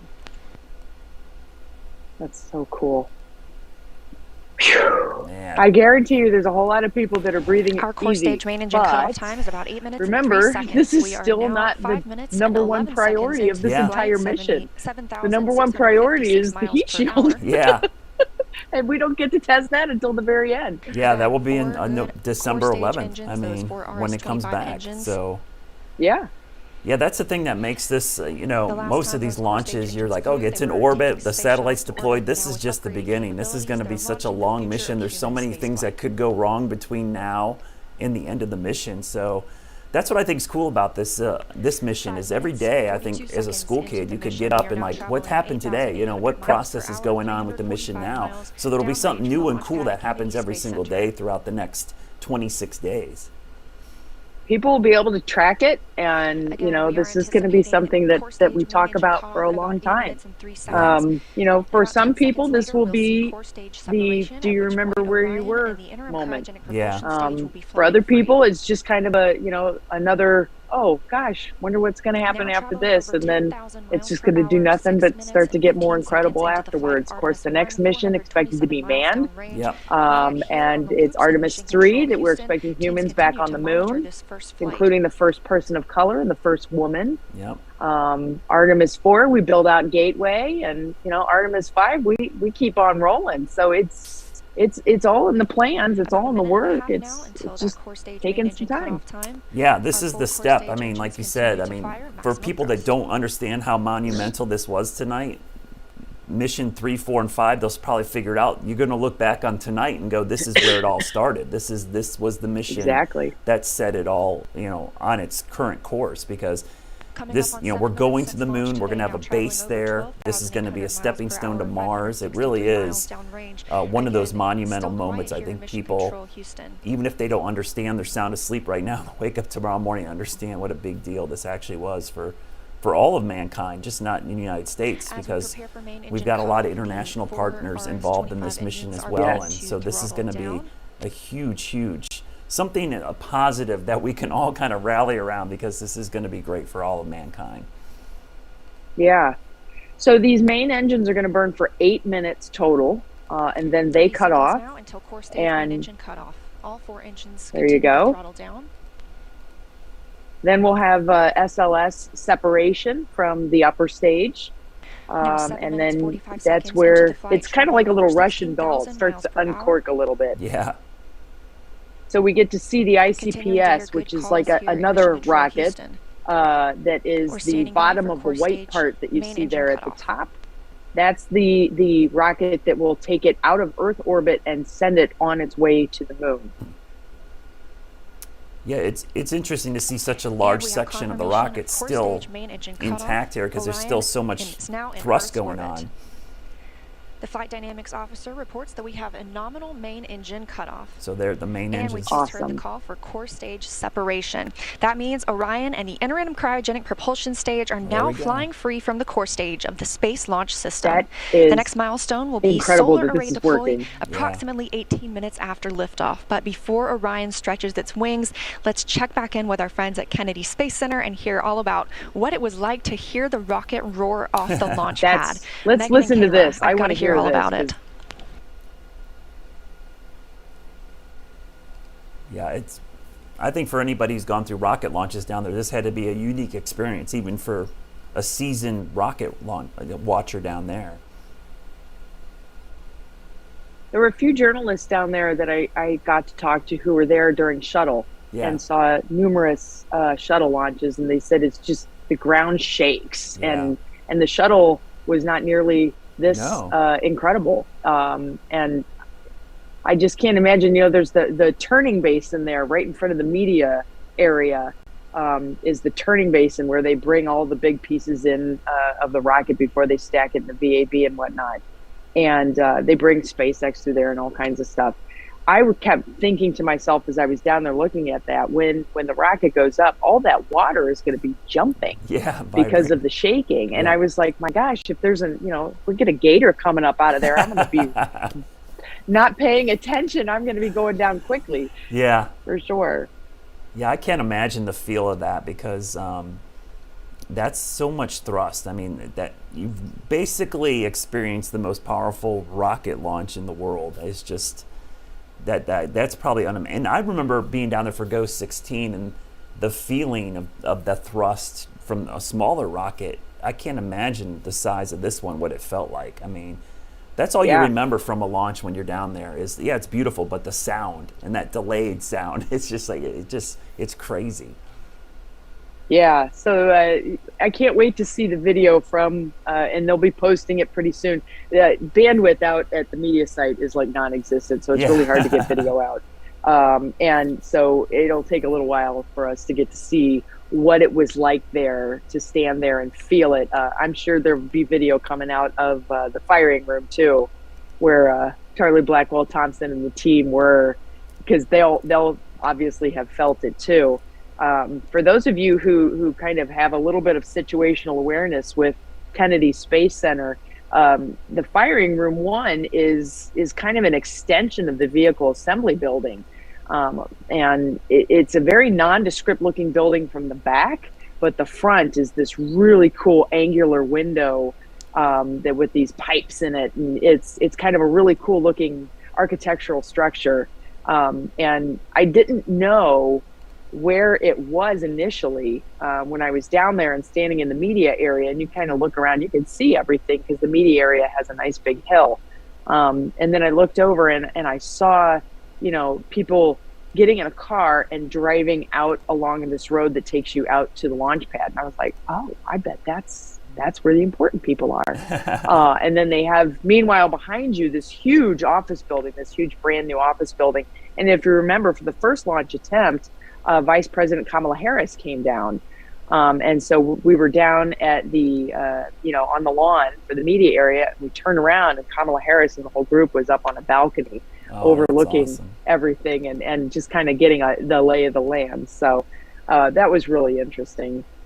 Have all the dignitaries there and whatnot. Hey guys, I was just pulling it up on the Ghost 16 satellite, and I could see the plume on the nighttime microphysics channel on the Ghost satellite. So I don't know if you guys can bring it up real quickly. It's a really cool image because the mesoscale sector was actually over Florida for tonight.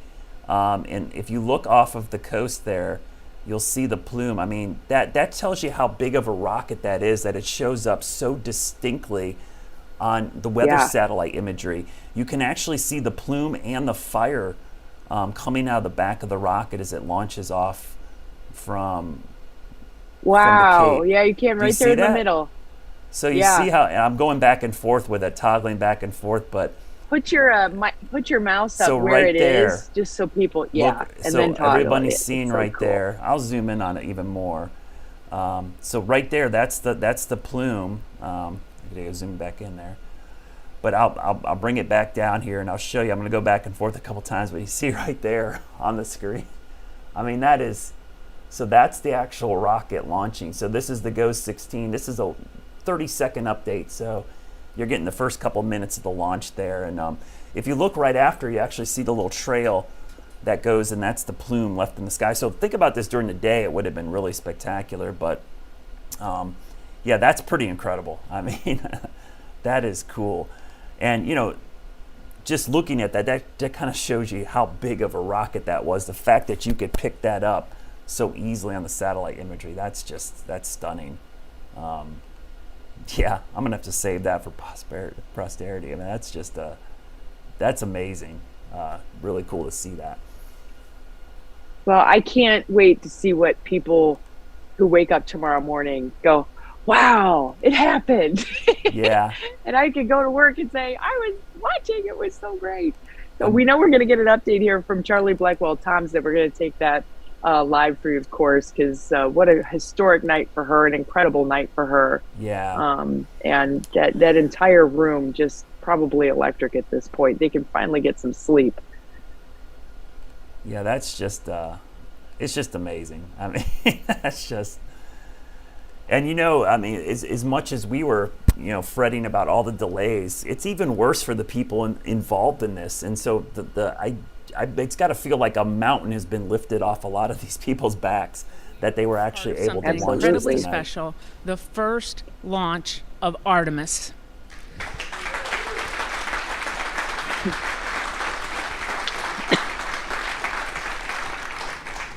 The first step in returning our country to the moon and on to Mars.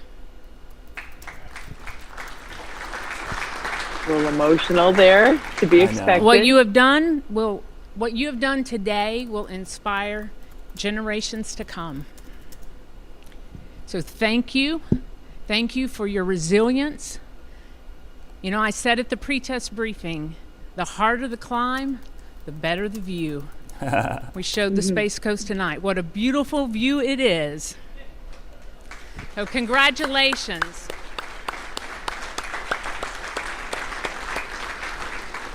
What an amazing night. So we got a couple of traditions here in launch control. Oh, here we go. And the first one is when you're in the position for the first time, you get a tie cutting. And so I have my launch director scissors. And I'm going to get my tie cut by a couple of legends that are here. And then anyone who wants their tie cut will be making the rounds in the firing room. You got your console chiefs. If they want to do it, that's fine. If you want me to do it, you might have to wait a little while, but I'll stay all night if I have to. It'll be my pleasure to cut ties. So I'm going to take care of mine, and then I have one other presentation that I want to make this evening.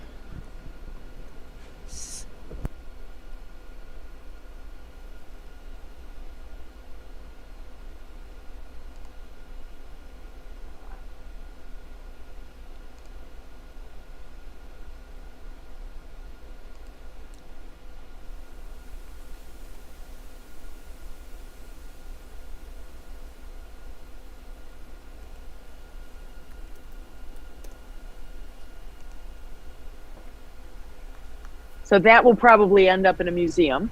Her tie, or at least part of her tie, will probably end up in a museum, maybe one of the Smithsonian Air and Space Museums. Yeah, it's kind of cool that or if they're not they're letting this NASA. be seen of the public. This is something that would have happened behind the scenes for previous missions, but the public gets to see what a huge deal this was. Yep.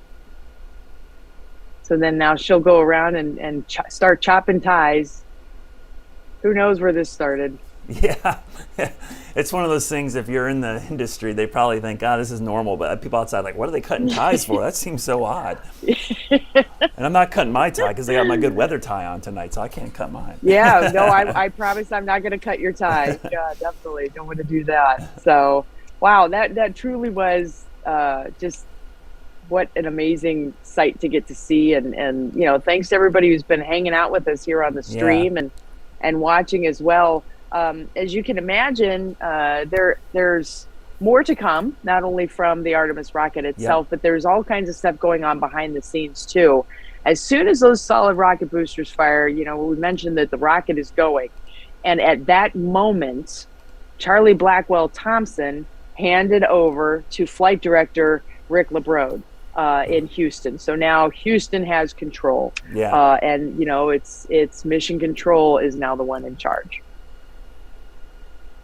With NASA's Sean Fuller about the start of this new era, which will pave the way for humans to go to the moon and eventually Mars.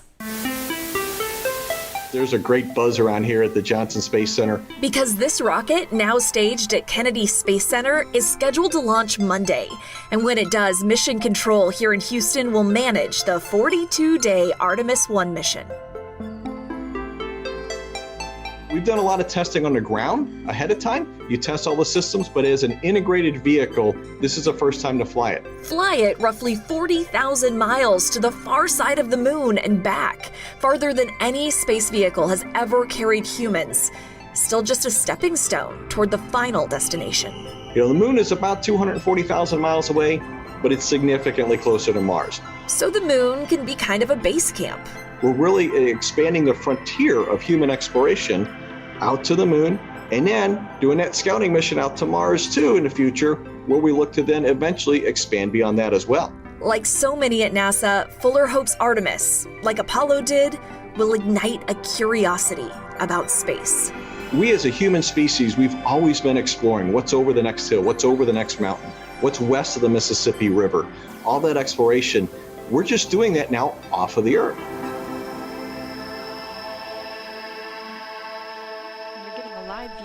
This is really exciting. They'll eventually be So swept back we against are the waiting vehicle on prior the solar to arrays translunar to injection deploy, burn and we're to getting prevent some any pictures. loads These are from live breaking pictures or coming damaging off the now, not an arrays. animation. And on the end of each solar array is a camera that will This capture actually imagery is for coming us out of throughout the mission, along this with a few Orion other capsule, cameras the placed service outside and module inside the underneath it. There spacecraft they to help us go. See monitor the and solar perform arrays? various other And so inspections. these are going to stretch out a little bit. They've got the cameras to take a look at everything. The Apollo capsule design, there were no solar arrays. We had fuel cells instead. So this design with arrays cool gives us the I opportunity mean, that's an to important stay part in because orbit this is going to be longer, the since we power now for the practically have Orion no capsule. limits Those to the solar energy panels are available huge. for use from the sun. And that was part of that tape that got damaged in Nicole that was holding in, I think, the sensor that was supposed to help deploy these. So that was obviously wasn't damaged at all. That they're being deployed right now. That's a good sign. Unfolding now. And again, Artemis 1 is a flight test. It's paving the way. So after the wings deploy here, the solar arrays deploy, we have about a half-hour wait as they do some checks on all of this before we have a burn from the ICPS that would be kind of an elevation of the Orion capsule and the European Space Module, this whole upper stage. And then another burn takes place about a half hour after that, half hour, 40 minutes after that, which is the translunar injection. That's a big one. Yeah. That is the precision timed burn that will put the entire capsule on the proper path to go around the moon. And so that is like one of the high test moments. Yeah. You know, it's funny you said the bandwidth down there's kind of bad. We're just starting to get some pictures and social media posts, and some of my friends that live in the Orlando area, it was spectacular from Orlando. It like looked like sunrise. It was lighting up the eastern sky. It was so bright. So people in Florida probably that didn't know what was going on, most of them probably did, but if they thought it wasn't going to happen tonight, I'm sure they woke up pretty quick when this was going off because it looked spectacular from a long ways away down in Florida even. Yeah, I mean, they were supposed to be able to see it clear up to South Carolina, even. Yeah, almost the Savannah, 7 minutes Charleston after launch. area. Yeah, so it's we had some clouds down there, which wasn't probably the greatest, but man, the views from like Miami and Orlando and Tampa seem to be amazing.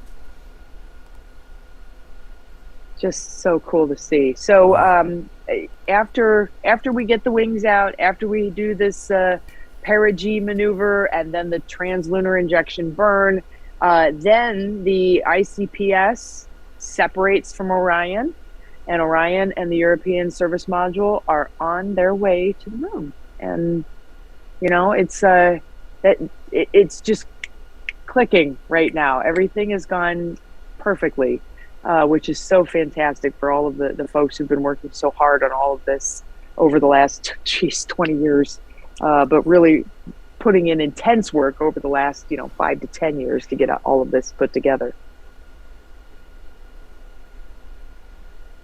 Just incredible. Yeah, so this little slingshot by the way, maneuver, is going to be huge to get it all the way to the moon. I mean, because it's got to get in that orbital shot. It's got to get that little boost to get all the way to the moon right now, and then it's going to do that orbit around the moon and then come back. So there's a lot. I mean, this is an important part that's going to happen tonight because these are the things that once we have humans on board are going to be crucial to get them there. So the launch, is like we said earlier on.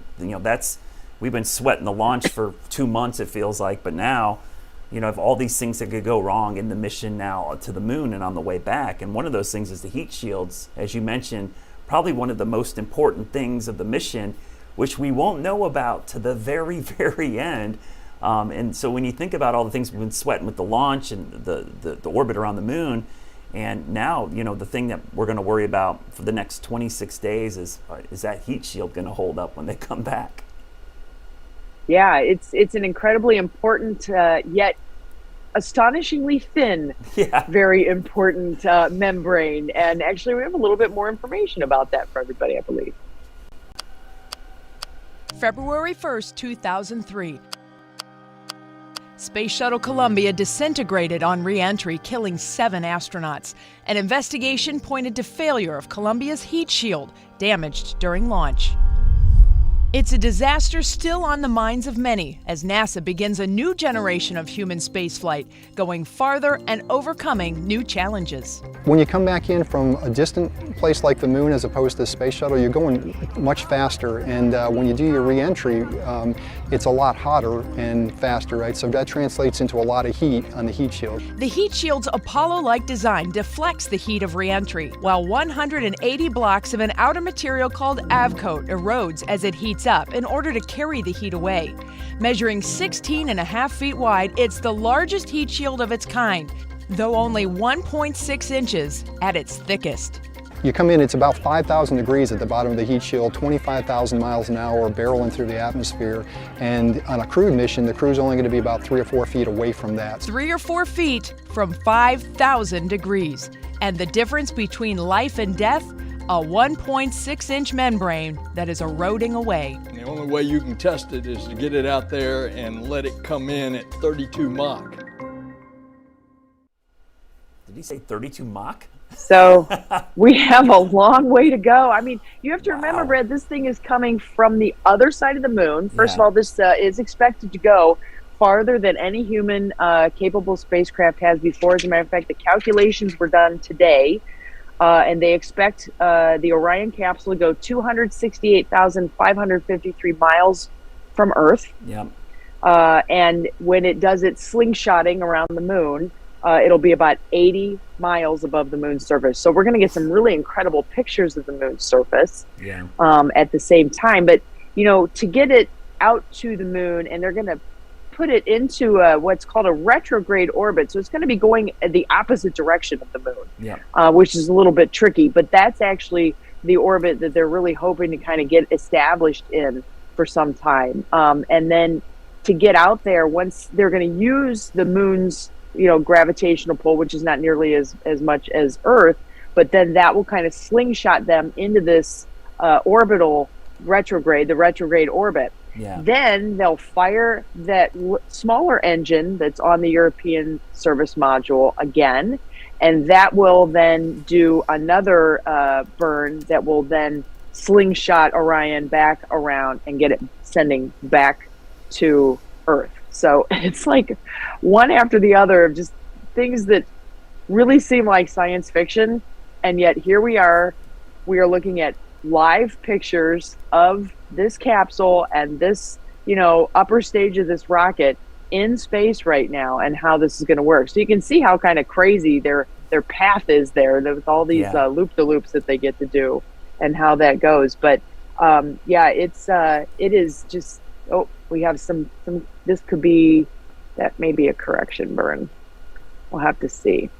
The whole time they can fire off small engines on the sides to kind of get things lined up the way they want it to be. Yeah, I mean, these are the calculations that are important, because all these small burns that are happening now, because they want to be very efficient. We were mentioning earlier about the smaller satellites and how these small little boosters in space, if you start going in one direction, you're going to go at that speed forever until something slows you down. So small little burns have big impacts on the trajectory of a spacecraft. Yep. And just like we saw earlier with this CubeSat group, the Team Miles, they're using a credit card-sized electric plasma thruster to move this little CubeSat through space, and that's all it takes is to be able to do that. We can't really fathom that.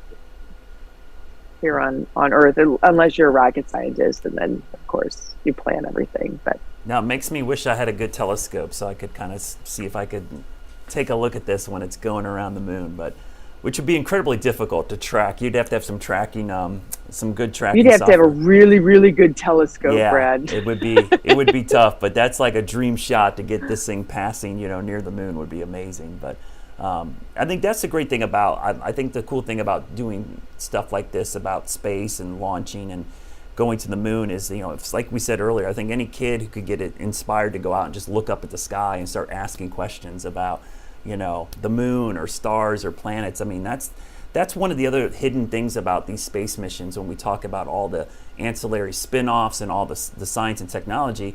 It's the inspiration to young kids to get interested in science. Like say, ask your parents, ask them questions.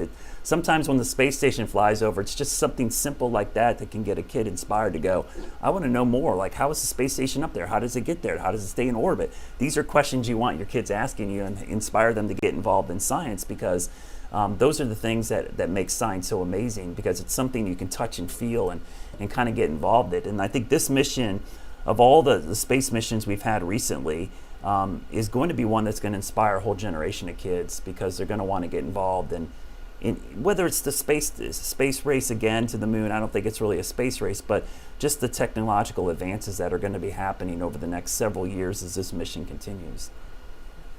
Well, and that doesn't necessarily mean that they're going to be rocket scientists either. I mean, science period is so incredible. So what we have not told people who are watching the stream right now and in the future, is that Brad Panovich and I went to high school together in Copley, and we had a physics teacher who was incredibly engaged with space and getting kids hands-on experience. And Stout, was that her name? Yeah. Miss Stout? Miss Stout, yep. Yeah. We built a moon base on our high school property. That's where I was spent a week going with in that this. thing. I was going with this. It's crazy. So not only did we have moon base Copley, but before that, didn't we do they put a camper in the front parking lot? Yeah, we started and they small. had all these cameras and stuff in it. And some kids got in there, and it was like a kind of a demo shuttle launch. And then that went so well. We had national TV coverage from it. I remember NBC coming and some of the other networks.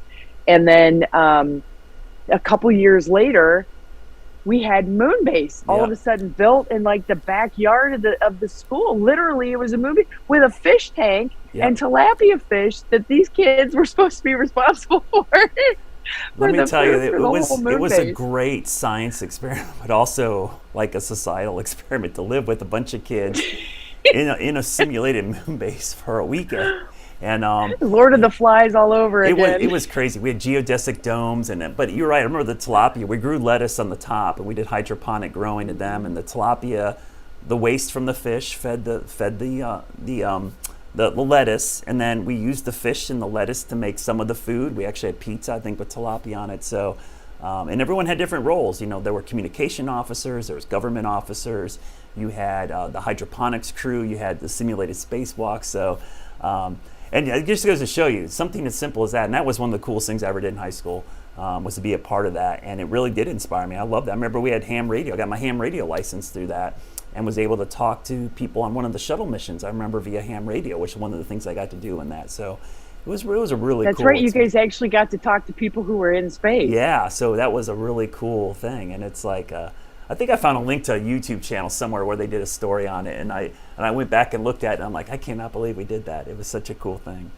Somebody has VHS tape of that somewhere in their basement. Yeah, and it's just a matter of time until it comes out. It needs to be digitized. What was your role in it? I was a government officer, believe it or not. So my job was I of course believe that. Was to come up with the governance and how we would run everything in there. So it was which was the interesting part, because once you got in there, it was like, oh my gosh, everything went crazy. So to have control of all these kids doing their thing, and it was a great learning experience. It really was. But how many people were in there? I can't remember. I want to say 60 or 80. There was a good chunk. I thought it was 80. Yeah. And we had shifts, and the other thing is we had a whole bunch of kids that were mission control that stayed in the auditorium and we're our mission control. And so everybody had a role, and it was a year-long process because you had to be trained, and I went through first aid training, and we did simulated moonwalks at the bottom of the pool. I remember putting scuba gear on and having weights and walking on magnetic plates on the bottom of the pool floor to simulate a spacewalk. It was pretty cool. It really was. We went to a cool high school. And yet I didn't get to partake. Yes. I didn't qualify. Oh man, it was awesome. Yeah, Shocker. that was a great event though. I do think about that all the time though, and I think that's the thing that inspired me to love space. But I think as meteorologists too, you always just like looking up. I think there's something about just looking at the sky, and if it's not our weather, it's what's going on beyond our weather, beyond the troposphere, that kind of draws your eye to it. So. Right, and meteorology is a science of sciences, and meteorology obviously played a pretty big role in tonight's launch too, because during the polling we heard space weather, launch weather. Weren't you a little nervous you were going to get like, launch. There's a cloud rule, cumulus cloud rule or something? Of course, it's got to be the weather. Blame it on the meteorologist, right? Always. We're always the ones to blame. Yeah, before we leave you guys tonight, we do have one more package we want to show you. I know because this whole mission is about getting back to the moon. And once we get to the moon, we're going to have a new rover. We're going to have a new moon base.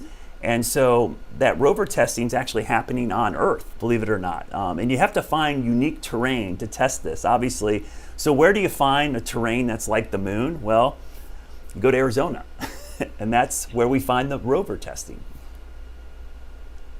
Welcome to the surface of the moon, or at least the closest thing we have to it here on Earth, which is just a little bit north of Flagstaff. For the past 2 weeks, NASA has been testing the gear that will take us back to the moon and maybe even farther.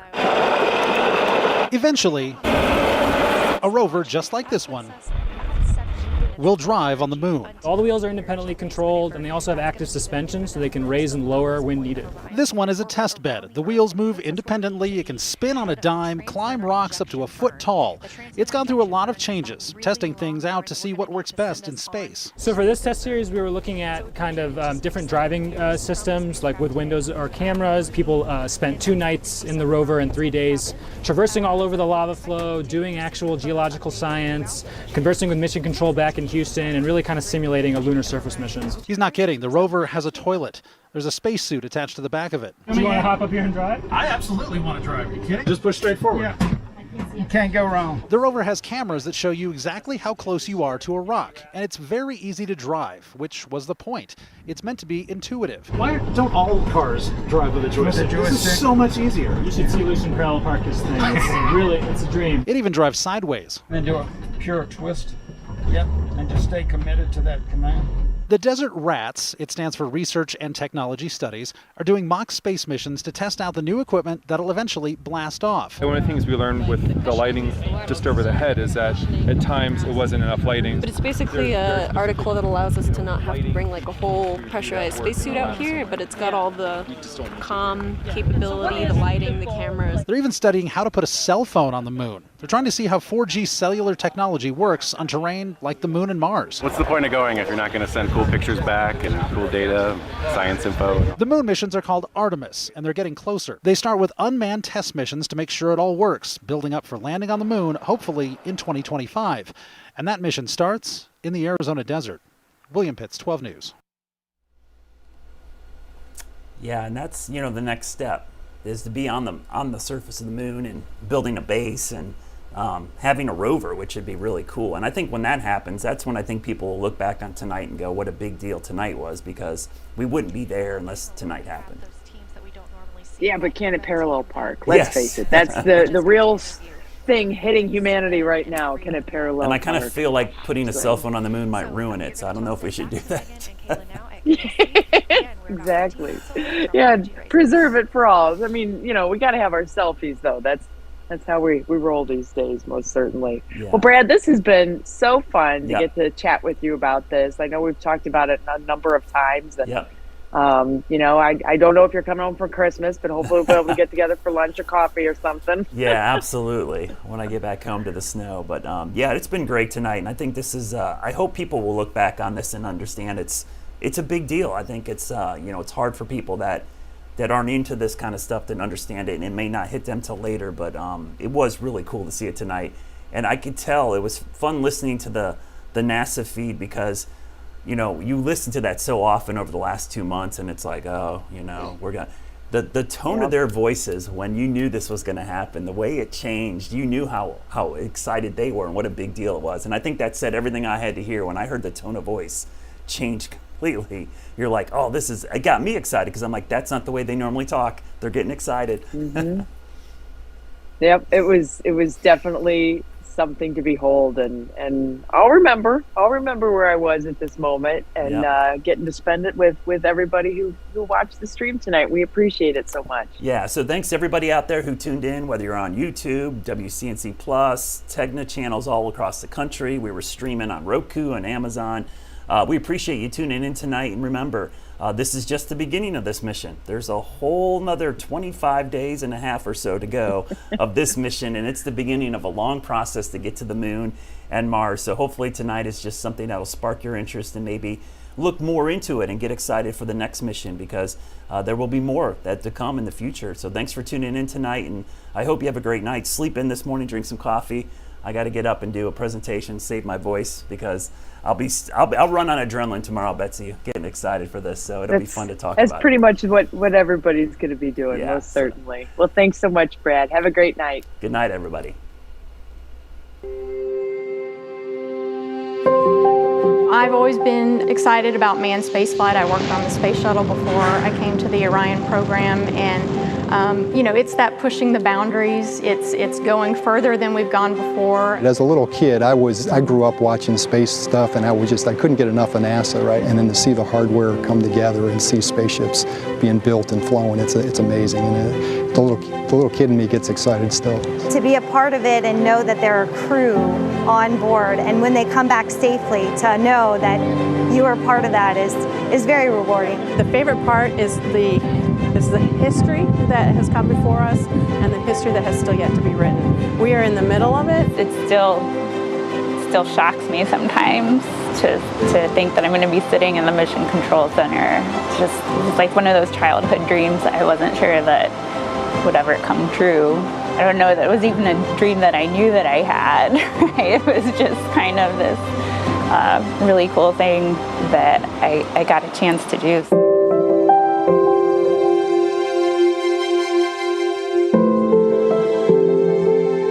I have worked the Orion program since the inception, and so this is an opportunity to go from a clean sheet of paper to actually rolling out of the VAB with the real thing. Some people work their whole career, on this vehicle thus far, and to see it fly is going to be really tremendous for them. So we're super excited. On the day of launch, it'll be time for folks like myself to sit back and watch, because we'll be turning it over to the mission management team. They'll be the one that are literally pushing the button and making it go. And from there, it's going to be just a spectacular moment. There's a lot of pride, everybody working this team, and I'm so proud of them, and that they'll be so excited to get to this point. I am confident somewhere along that mission that I'm going to feel a lot of happiness for this great team. Just a wonderful team to work with. I think people are, somewhat tired because we've done so much work to get here, but the excitement level is amazing.